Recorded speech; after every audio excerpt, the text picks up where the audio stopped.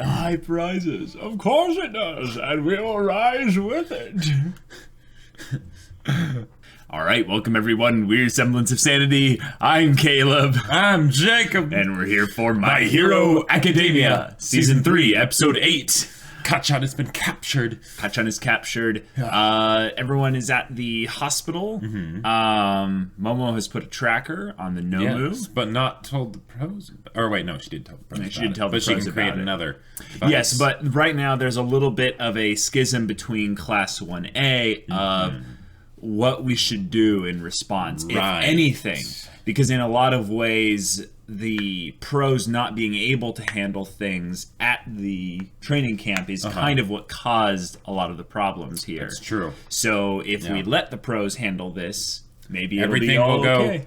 Great. Yeah. Unfortunately, there's a little bit of a meta game involved here with whenever essentially this kind of a show has an opportunity for the main characters to get involved, it's generally best for the main characters to get involved. And it's one of those things that's kind of funny on the one hand because it's like, oh, these kids that think they're so special, you know, right? But then at the same time, it's like, no, like some of these kids are pretty broken. But on the realistic level, it doesn't take much in universe to like it makes sense that they shouldn't be involved in universe. But when we think about it outside the universe from the plot perspective, we're like, okay, they're gonna be involved, it's just a matter of who. Right. Now I'm really interested to see who's like ends up like going to do something, and then those that are like no, I'm not gonna do anything.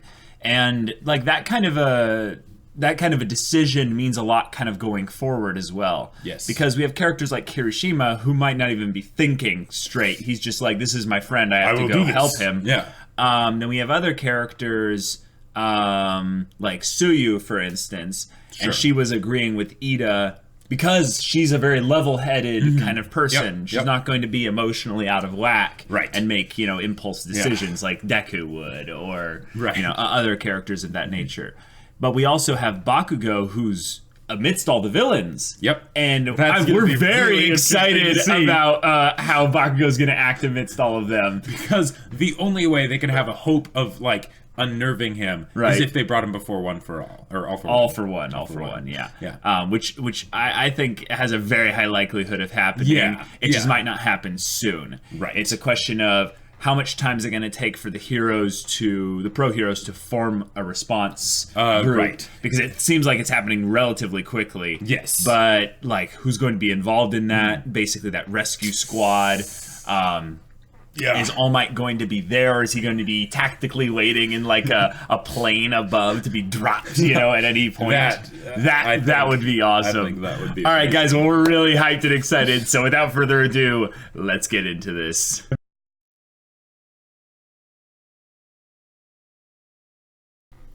Okay. All right. Okay. So we got essentially the decision made about which squads will be assembled and who will be among those squads. Yeah, and it's okay. Yeah. Okay. Now, we don't know because they could surprise us, but with how they set things up, it seems like basically the textbook, the good guys have to fail now kind of a thing. Well, there's that. I think that there's a couple clever ways that they could do this to make it, like, end up working out okay. Because I know your main thing is, like, well, if you think about this plot-wise, Aizawa is actually All for One's biggest problem. Because if Aizawa ever gets near All for One, unless there's some limit to Aizawa's quirk that we haven't been made aware of, he should be able to shut down All for One. Like, Aizawa with one good buddy, like All Might or Endeavor or, whoever. And All for One's done. Yeah. So, unless Aizawa is like, well, I can only do one quirk per person because that's the only thing I've really trained for. Sure, Then it doesn't, it doesn't matter. But because Aizawa's not there, also because the squad of the kids didn't actually bring anyone at all that's actually good at covert missions. Like, now here's the thing, Jacob. Here's the thing. The people that are all in this group here are here because they're the type of people that take action because of previous experience. Yes. So Kirishima is the only one in this group that's maybe a little bit not like that because of his connection to Bakugo. Yep. Momo is like this because of her feeling of responsibility, like we theorized, and we're right. Yep. But the other thing is, I think she's become a little bit more of a take charge, take action person because of the exams with Aizawa and Todoroki. Right. So with the other three being there, this is basically their opportunity to do things the right way, unlike the last time. So I think there's a really great potential for them to be able to do things covertly, but if we think about it from a meta perspective, there are so many characters in 1A they could have at least shown us having them try to get them onto the team, and them having a reason to be like, Toru, for instance, being like, no, that sounds scary, and and maybe Ojiro was like, no, maybe you really shouldn't go. And she's like, oh, okay, because she basically worships the guy. And they could have also I was a little bit disappointed that they didn't at least show Uraraka present time saying the things that she said, because she's one of the other people that I feel like would have been super helpful because of the mobility she could give everybody. If she was able to make them engage, to catch up. Mobility? Yeah, because anti-gravity. No. That's not going to give them mobility. That's just going to make it awkward for them to move. It would be really good because she can do things to the environment and to the villains that are just stupidly broken. But I'm thinking basically in a worst case scenario, right? She could touch everybody, and then Ida just picks them up and runs really fast. Oh, meaning, well, yeah, but they weren't planning on Ida going. So there's no Uraraka, if we use you with or who actually, Deku, or whatever. She's not used to making herself float, right? And also, I get what you're saying. But also I'm talking about the covert style of things. There was no effort made to bring those people in, and it does feel like a little bit that we are on a little bit of plot rails right now. The main group I'm actually really excited about are the pros. So the pros not having Aizawa, might be a problem, but I think they brought these two new heroes. Or it was like King Orca, or Gang Orca, or something. Gang like that. Orca, or something like that. Orca, number 10 hero out there, and then number 5 hero. Number 5 hero, Edge Shot. Now, when you have a name like Edge Shot, I hear speed, precision, and lethality. Yes. I hear the kind of hero where I'm like, does this guy kill people? All I heard was that there was a hero that actually put Edge in their name, and I thought that's also very true. And he's got the mask, and he's got the hair. He looks like. Okay, I'm not gonna trash his design. I love his design. His design is great. I just thought his name was one of those things where it's like yes.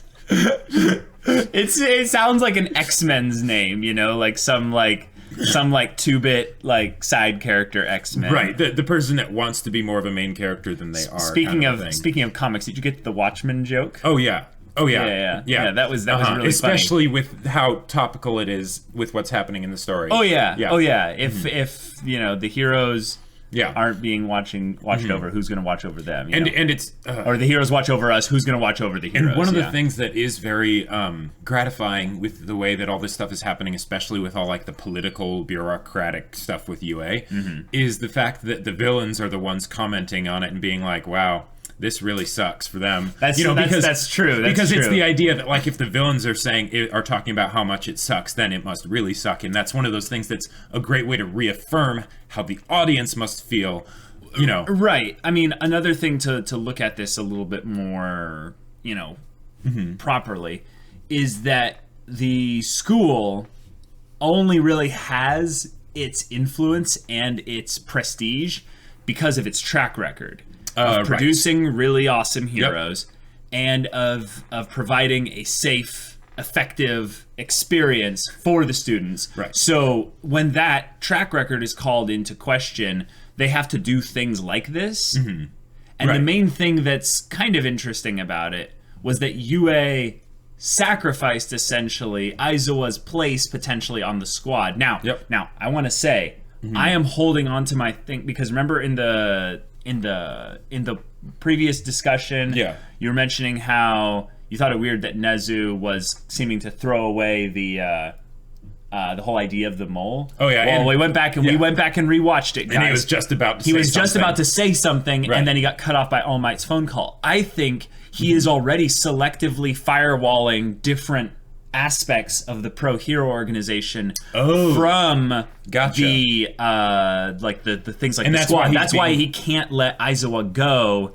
Even though Aizawa would be great at something like this. Because he's basically making it so that now, okay, we can safely say that Aizawa is absolutely not a mole. Right. Okay. You know, because of this whole thing that we can effectively remove that. Well, now here's the thing. It doesn't work perfectly, right, but it could begin to work perfectly. The main thing I think that would be it would do is it would remove at least a percentage of suspicion off of any of the pro heroes that were involved there. Sure. The thing why I think that's a little bit off is Tiger is going on the rescue mission. So I think that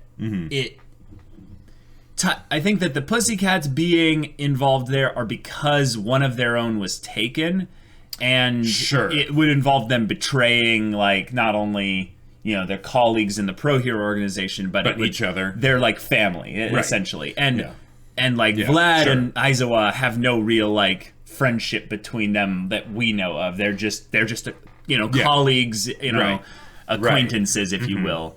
And Ragdoll's absence, noting not death because we haven't seen a body yet. Makes things I think it's okay and for Tiger. We didn't see her back at the villain base though. That's the thing. There are probably multiple villain bases. Sure. Like I would be really astonished that this bar is at all connected to anything with All for One's big skyscraper. Right. Which now that I think about it, the region that they went to in Japan didn't seem to have any super tall skyscrapers. Sure. They have Kurogiri. I know, but my point is that what we could actually be seeing is the heroes raiding the bar. Yeah. And the bar is essentially the trap, right? Right. That's the other thing we haven't really talked about is there's a flow of time disconnect potentially if the villains are at the bar with Bakugo right now, right? And they're working their thing and it's just not working. Yeah. This could have happened already and be done. Like this whole thing could have been happened and it's not happening anymore. And by the time the heroes get there, the bar's empty. Right, because they could totally be like they could be like mines and stuff. Sure, or Kurogiri just portals in All for One. The idea that they're like, okay, we kidnapped a kid, all right, awesome, but we're doing this for the press, right? They're doing this for the press, not on themselves, but to destabilize Hero Society a little bit. They think like, hey, maybe we get a new villain out of this. All right, cool. The other aspect of it has to be a trap, right? Because it's just too perfect an opportunity, right? Especially because there's with a all with the mole and with all the press stuff they've been doing, that makes the heroes' movements predictable. They're going to try a rescue, right? Yeah. How could they not? Right. You don't even really have to have a mole at that point. You just go, well, if I were the heroes, when. Yes, it also helps you know who's going. Right. Especially if the mole ends up being someone like with that access, that kind of information. I remember back, like, I almost want to throw up our list of like people we initially suspect because back when USJ happened, I suspected Nezu. I remember suspecting the principal because whenever you have someone that's intelligent as their like superpower, it makes them have a really cool potential character arc where they have a perspective on society that isn't compatible with the way things currently are, which is generally in the hero's favor. And Nezu could be someone like that. I think if Nezu is the mole, they're screwed, obviously. But okay, that was one of my people that I had on the list. We had thought about Invisible Girl at one point. We had thought about Invisible Girl. Because we were that's thinking, true. okay, she could get information from the school even if she doesn't have official access to that information. Right. And that would generally make it very hard to discover who the mole is, because you wouldn't be able to track, like, wait, who actually knew about that thing? Right.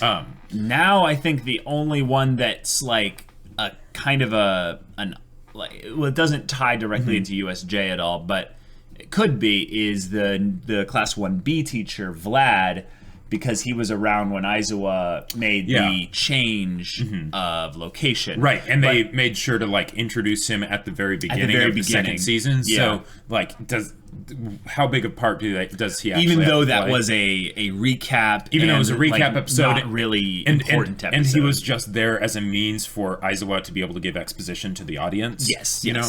So the other thing is that we go and look at 1A in particular, because they were involved in both incidents, USJ and the other one, the training camp. So if you had to pick a student or two, who kind of seems the most suspicious to you? I have a couple that I'm thinking of, and I'm kind of looking at them because they have information gathering quirks, potentially. Potentially Jiro. I almost think it has to be a guy, and that's maybe me being a little sexist. I don't know. Not necessarily without reason, because, you know, they had the one girl go on this mission that is basically. That's a good point. I suspect Toru, so. I guess she's a girl. Toru, So you think Jiro could be potentially, because she does have information, you know, gathering type abilities. But she doesn't have information necessarily sending abilities. Also, she's been completely, like, absent from the story as far as, like, everything goes recently, which is kind of weird. She's one of my favorite of the side characters in 1A, but I want to throw out there Shoji, actually. I want to throw out there Shoji as just the kind of person, one, he has a mask. Sure. I think that's a really dumb reason, but I think him having an information he does have gathering information gathering has some potential there. I think that if I had to throw a third out there, because I think Toru is the main suspect. One, because her character is a meme, but that would be the perfect cover as a character design, is to say, like, hey, I made this character as a joke on the surface, but in actuality, I'm saving their, like, backstory episode for when we find out that they were actually spying on everyone the whole time. I feel like that would be a little bit silly. The one that I think has also some potential in there is Kaminari, because there's a part in USJ when they're like, hey, radio for help. And he's like, I can't. I'm being blocked out by my. There was another person that they. I know, but they never technically confirmed that. It's one of those things that we are just supposed to accept as exposition, and also, like, Kaminari as a character has a moment where he kind of agrees with Stain, and he's like, "Yeah, Stain's kind of cool, right? Cool, yeah." And he's like, "Whoa, dude, like, not the time." He's like, "Oh, sorry," right? And it's nothing. It's obviously like. You know, just a small little throwaway thing. But if we're going to suspect any of the UA students, I have to look at those little things. As, like, the tertiary, like, possibility. Right. Yeah. Okay. So you have Toru, and then Jiro, and then probably Shoji. Okay. Yeah, if I had to choose a third, but like. My Shoji reasonings are very stupid. Like, I think my Shoji reasonings are just because he became a little bit more of a bigger character in this arc. And that's something that makes sense for them to do with all these other characters. The main issue I have with the whole 1A, like, someone in 1A being the mole, is the fact that most of them we don't know well enough to have them be a mole and have it basically be mean worthwhile. Anything. Yeah, have it mean anything. Right, so that's why I think this is not something that's getting revealed anytime soon. If it is someone from 1A. If it's not someone from 1A, they can do it at any point. So let's move into the episode here. We have Deku basically finding out that he's seriously injured. Yeah. Like, he is very badly injured. And I'm really glad they're doing this, because it's not really about Deku in this case. It's about how he thinks maybe All Might will feel. Then he realizes that, like, maybe he's gonna at some point ask All Might again, like, "Hey, please give the quirk to someone else. I'm unfit to wield one for all." It's going to destabilize a lot of his belief in himself. it's going to destabilize also a lot of people's belief in him subconsciously, because his mom called him and was like, do you have to go to UA? She's not doubting Deku, really. No. But the thing is that she's doubting UA, and to Deku, that's kind of the same thing as doubting himself and or All Might also. Sure. So what I think is going to happen, they're going to start having doubts about All Might. Or at the very least, guys, like, we're headed to a point where, like, All Might's whole effect on society will be on the way out. Or on the way out, So, if people's belief in All Might starts to waver, which is what they're setting up with this whole Bakugo thing, Deku's belief in All Might might start to waver a little bit. And if his belief in All Might starts to waver a little bit, his belief in himself will start to waver. And then people's belief in Deku will start to waver. It's a chain reaction effect, and it's a very cool story one. But now here's something. What are some insights you have on that? Okay, here's something I'm kind of interested in thinking about. Okay, so UA's getting all this flack, right? Right. But really, they're getting all this flack because the society feels relatively safe, but then there are these little things that stand out, the anomalies, right? So what you're saying is, if society felt endangered too much, then exactly they would end up relying more on the heroes? Exactly, because they would say, you're all we have, right? Okay. So there's a part of me that wonders that if All For One basically reveals himself and does this whole trap thing, society still might think the heroes aren't able to do it, but if they basically come to the conclusion that we're at war now, like this isn't attacking students, this is attacking us as a society, then they would kind of have to rely on the heroes. So even if school time might be canceled, so I'm almost wondering if it would be more tactical for All For One to stay hidden still, even though he probably could have Kurogiri warp him in and kill a ton of the top heroes. I think that All For One setting a trap for heroes is not revealing himself. Right, but if Kurogiri actually ports him in, it's not them. That's the point, though. It doesn't matter to the public. The public doesn't know about All For One. They've intentionally blotted out All For One from history. Right. They don't want people to know about him because of how terrified people might be. And All For One's not going to make some broadcast onto all the television screens or whatever. It doesn't matter what All For One's not stupid. The point is that the heroes aren't going to broadcast out. Sure. We, All For One, is back. They're going to be like, who? You've been lying to us this whole time? There's someone out there that's stronger than All Might? No. Come on, think about this. The heroes are going to try and stop All For One. They're going to do whatever it takes. I'm seeing this as trap gets sprung. Okay? Heroes are in dire straits. Call for reinforcements. We then get in some some serious stuff where maybe Aizawa's on the way with a crew, and the press conference gets interrupted. Villains and heroes on both sides die. This is where things just go crazy. They do have a lot of pro heroes that don't seem to be of the same caliber as the other pro heroes that are going. Well, the point about Kamui Woods and Mount Lady is that they're familiar. We know them. So at the very least, we know what their quirks can do. If they just suddenly dumped 5 heroes that we have no connection to, we would see, there's Cannon Fodder 1 and Cannon Fodder 2. I actually think because they've introduced Kamui Woods and Mount Lady into the squad, they're trying to say... Those 2 are safe? They're trying to question your belief in that the heroes are always going to come out of this okay. Gotcha. Because as far as we've seen with Kamui Woods and Mount Lady, they've handled simple problems. Right. They've handled sludge monsters, and not even that well. So the question is, when we look at this group of heroes, we go, All Might's there. It's going to be okay. Endeavor's there. Whoa, it's really strong. Right. Oh, new characters. All right. Gran Torino, I look at this and I go, they're lumping them all together under the same boat, meaning that I think no one's safe. Okay.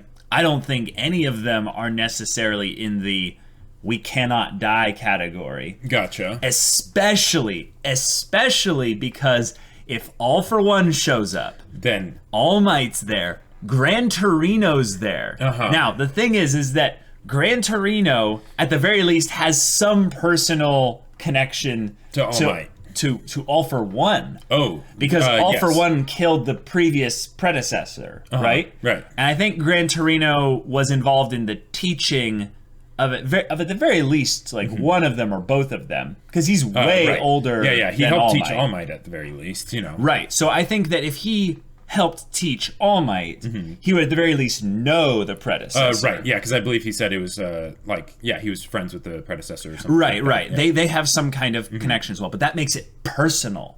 That makes an yes. encounter with All For One very personal. But to all the other heroes and stuff, it's like, this is the thing that gets whispered around in, like, the closed door meetings that, like Kamui Woods and Mount Lady haven't been in those meetings. Oh, yeah. Like, Ed Shaw, he's been in those meetings. Yeah. Maybe even the Orca guy hasn't even been in those meetings. Maybe he has. Who knows? Right. Maybe Endeavor will finally, put aside his petty rivalry with All Might and be like, no, I think he will. Okay. All right. I think Endeavor is the type of person who would, without without mercy or anything, just try to incinerate someone like All For One.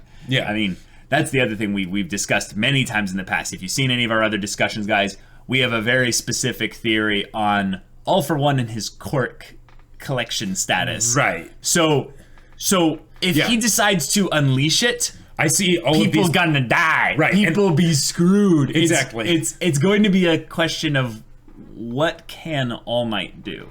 Will he be able and willing to do whatever it takes, like last time? In some ways, maybe Nezu is actually being really cold and calculating and clever, and he's saying, okay, if we know that All For One's back, I'm guessing they're going to try and spring some sort of trap. That would be logical. So I'm going to keep Aizawa on the back burner. I'm going to make sure that there are a bunch of good heroes and stuff, so that unless they actually bring out the big guns, it's not going to work. But so that even if they do, I'm still keeping Aizawa in the back pocket so that he can go in with All Might and end this. You know what would be genius? The press conference is a recorded sham. Sure. Yeah. The heroes going is actually a trap for All For One. Sure. That would be awesome. Maybe what they've deduced. And then Nezu's just sitting in his chair. It's like, you got this. Do it. Kakudori. What it could be is Takauchi realized after his kind of psychoanalysis of Shigaraki is that Shigaraki is important to All For One, potentially. Oh. So and if they're he's like, in danger, All For One will rescue him. If Shigaraki is in danger, All For One will come not necessarily as a trap or what have you, but to extricate Shigaraki. Sure. And what would be more perfect than to have All For One show up, All Might's there, and then it's like, oh, it's personal. And he's about to unleash all these quirks. And then Aizawa jumps out of a helicopter and is like, so...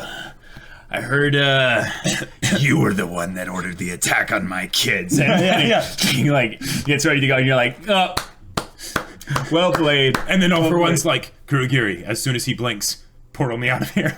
Or, that's the other thing that's actually really crazy. I would really love to see Kurogiri and Aizawa showdown. Because here's the thing, I know, their quirks are so rare, it seems, like no one else in the show is probably ever going to have a quirk similar to theirs. What Kurogiri would probably want to do is if you could get a jump on Aizawa and just portal him somewhere else. My point. That's my point, is that Aizawa probably wouldn't even focus on anyone else, and he would rely on others to keep him safe while he just locks down All For One. And then All For One's like, everyone, stop them. And then it just becomes this mad chaos. That's boss mechanics right there. That's not just group up and hit it till it dies. It's like, okay, we've got this person we need to protect and this person we need to protect, and they've got that person and that person they need to protect. All right, so focus fire that person and take them down. I'm so hyped. It's like, going to be pretty awesome. While we critique the kind of the plot rails aspect of this, we're so excited about where the actual potentials lie, especially in some kind of an all-out fight. Because let's say we're right. Let's say this is all a game from both angles. The heroes have got their game, the villains have got their game. They're all in on this. It's madness. It's chaos. Yep. The city is going to suffer. Like, there will be massive civilian casualties if something like that. Because if All Might goes, even close to All Out, building parts will fly everywhere. Right. It's the idea of the, when the gods do battle, right? Where do the mortals? Where do the mortals stand? do they just like stand 100 meters away, just looking terrified onward? Like, Probably. I'm basically picturing in my mind the opening part from Attack on Titan where the Colossal Titan kicks in the wall, and the people just get blown away by like the wind, like the concussive force. Yeah. So where was I going with this? We're talking about if they do a battle, civilian casualties. Everyone's all in on this situation. You know what random group of technically nobodies are all going to be wrapped up in this thing potentially? The kids. The kids. The kids. Now, here's the thing. When we think about this from their perspective, yeah, of course they're like, this is a little bit stupid. Right. But here's the other thing. If we think about this from the kind of the meta perspective, we want people that we empathize with more to be able to react to this kind of thing happening. Yes. Bakugo has a very set way that he will probably react to things like that. Right. So we already know how he'll respond to something like this. But how do you think Deku would respond? Ooh. How do you think Deku okay. or literally anyone out there who views All Might as either a hero or their like inspiration, because there's literally only like one of two ways this goes if it comes down to an All for One All Might showdown, is that All Might kills All for One, or All for One potentially kills All Might. Now, here's the thing. If any of those situations happen, All Might is actually kind of done, because here's the thing. The last time I think this happened, I think they went on like an assassination mission. I think that they maybe lured All for One to kill the predecessor or something. With the predecessor, because All for One was like, yes, this is the person that has One for All. And then All Might shows up with an angry just face. Blows the top of his head off. And it's over.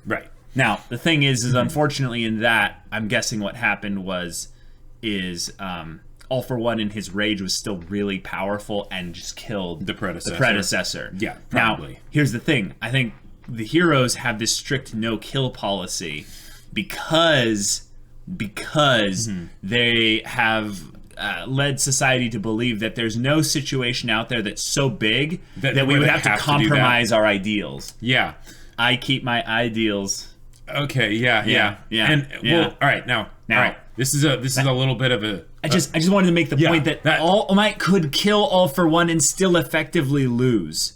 Yes, even if he still had his powers up at that point, but he very well might not. Yeah. Now, okay, that would be cool because we get best of both worlds. Is that All for One's defeated and All Might are defeated, and it's basically the gods ended their existence in a flash of power. And now Hero Society just has to pick up the pieces, like, what do we do now? Crap. That would be insane and ridiculous and amazing. I would love to see it. But what were you going to say? What I was going to say is, okay, since Momo, had the tracker, right? I would say that it would be pretty easy for Nezu with his quirk to be like, those kids are going to try something. Those kids are going to try and rescue him. Like it just makes sense. It even though it's illogical and even though it's stupid, they're going to try something. So what if there was randomly like another pro hero that was basically like keeping an eye out for the kids? He was on intercept duty, and he just gets there and he's like, no, not past here. And they're like, but he's like, they're in disguises though. That's true. So maybe what'll end up happening is that they'll pass by the hero. And they'll be like, and then they'll be like, wait, is that? No. Way. And Deku with this, okay, we gotta talk about the funny bits. We've been discussing way too much about theories and stuff. The whole thing with the disguises and Deku's like, and Kirishima, or who is it, Kirishima? Yeah, he's like, you gotta stick your jaw more, like, That was so amazing. So brilliant. It's just great.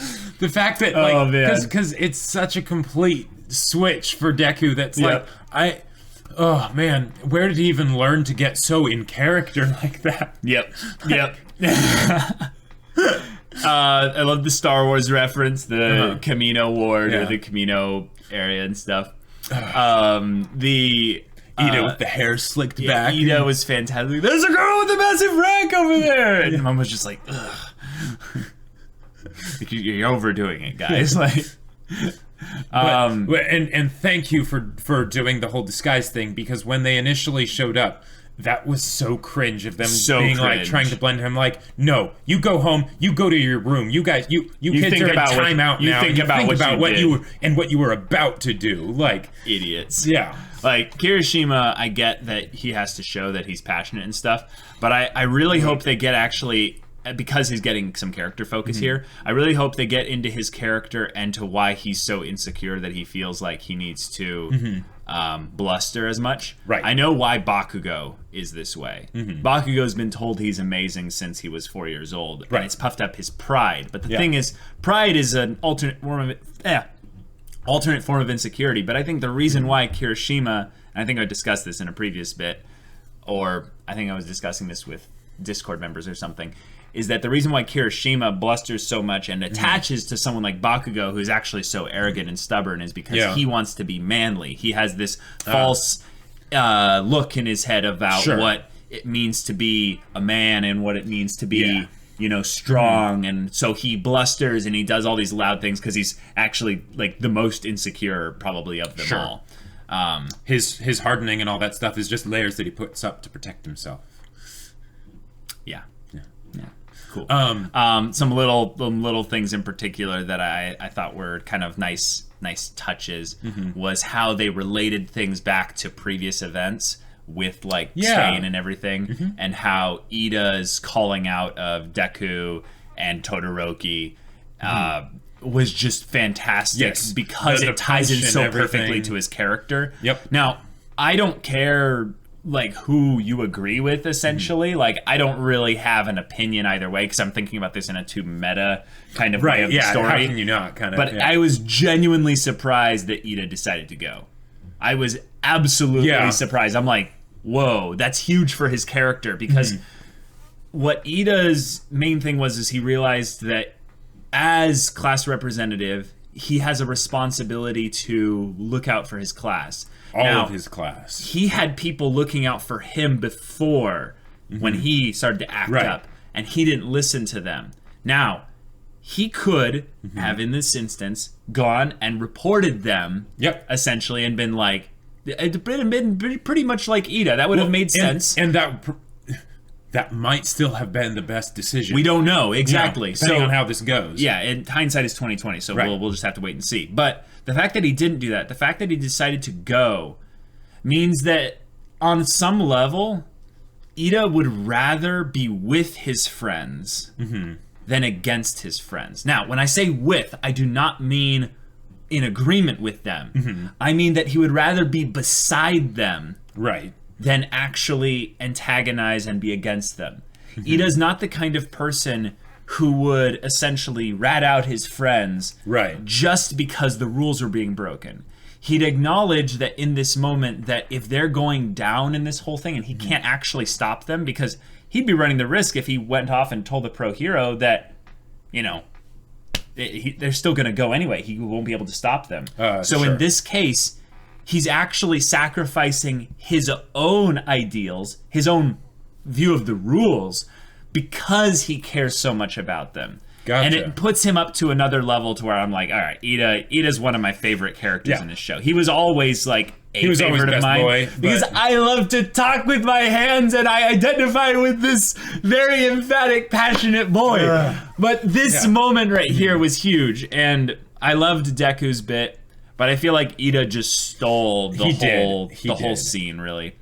I liked Momo's bit as well. I was kind of surprised that Ida threw like that kind of unintentional shade Momo's way by being like, well, someone's got to look out for this. I'm like, the hell is Momo? What do you think she's doing here?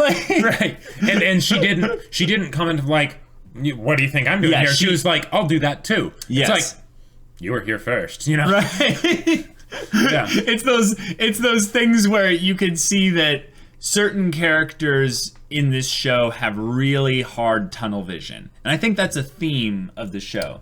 Is that people focus on their dreams, they focus on their thing that they want, like Deku, to be like All Might. Right. So he has a lot of things that he's missing out on the side. Sure. Just in the same way Ida is like, well, I will be responsible. He's like, I get pride in the idea of me being the class leader. A little bit. Not like Bakugo pride, but like, Right. Yeah. he's like, I take it as an honor. And Momo's not the kind of person who is easily offended by that. She's just like, well, yeah, I'm doing that as well. She kind of states it as the, I'm Right, because she's still working on getting a bit more assertive and confident and all that stuff. Yeah. I really love that Momo's a part of the group too. She is my favorite, like, best girl of the girls at the very least. I know that Uraraka and Tsuyu have gotten more screen time. But Uraraka's actually been sidelined quite a bit recently. Yeah. I think that's okay. She's been getting a lot of screen time comparatively to all the other girls. If anything, I wanted someone like Mina Shido to go on the group. I think she would have been a great infiltrator. Yeah. I think Jiro would have been great for like scanning buildings and stuff. Yep. All the people that would have been good at infiltrating, except maybe Momo, because she's just always utility, are gone. Yeah, so. Momo has a 5 in all of the stats except like the physical ones. Like, just good. But yeah, all right.